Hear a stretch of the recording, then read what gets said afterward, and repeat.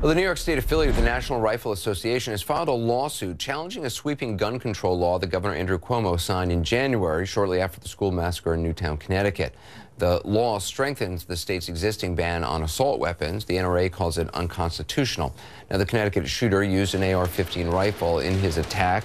Most variations of that gun are banned in New York under the new legislation. Yesterday, Vice President Joe Biden said no one's constitutional right to own guns will be impacted by taking that weapon and others like it off the streets. Not everyone agrees, obviously. In fact, while there's a perception the AR-15 is a weapon without a practical purpose, there are some people who put the AR-15 to very good use to solve a very expensive problem. Victor Blackwell explains. For Jim Pritchard, it's planting season. The past few days have been long and hard, sowing corn seed. How many acres here? There's approximately 80 acres here. He's done for the day. Soon the sun will set, but by morning, all his hard work could be ruined and his seeds stolen under the cover of darkness. 1 year and 2 nights, I lost 18 acres.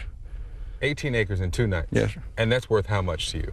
That wound up costing me in lost yield about $9,000. But thieves are not the problem. And what has that problem been? Well, the pigs root up the corn seed after you plant it. Wild pigs, hogs annihilate corn, peanuts, beans, virtually any crop on Pritchard's 700 acres. This is evidence that they've been here. Yes, sir. That was overnight, last night. A few rows devoured. Hoof prints are in the dirt. This is nothing. I mean, this, if that's all there is, I'll be happy. Some mornings are much worse. Ruined crops as far as the eye can see.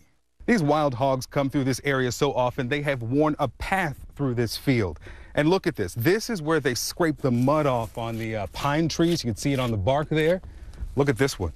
It's happened so often that about 2.5 feet of the bark has been scraped off. Now, this is a national problem. The USDA estimates there are about 4 to 5 million wild hogs in America, and they cause about $1.5 billion worth of crop damage a year.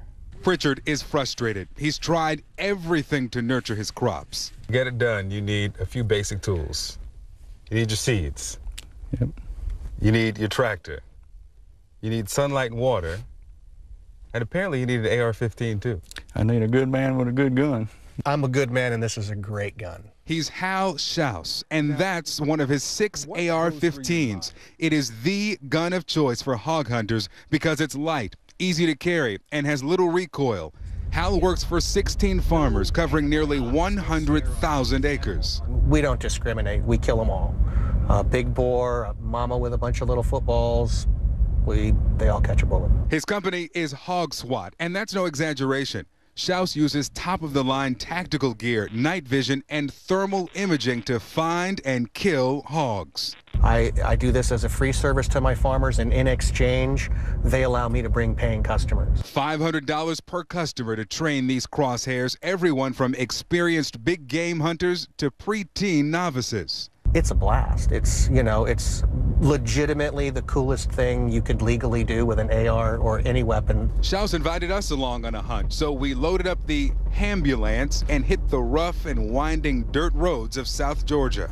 I'm out 5 nights a week, 4 to 7 nights a week, depending on the season. If now they're planting, so I'm out almost 7 nights a week.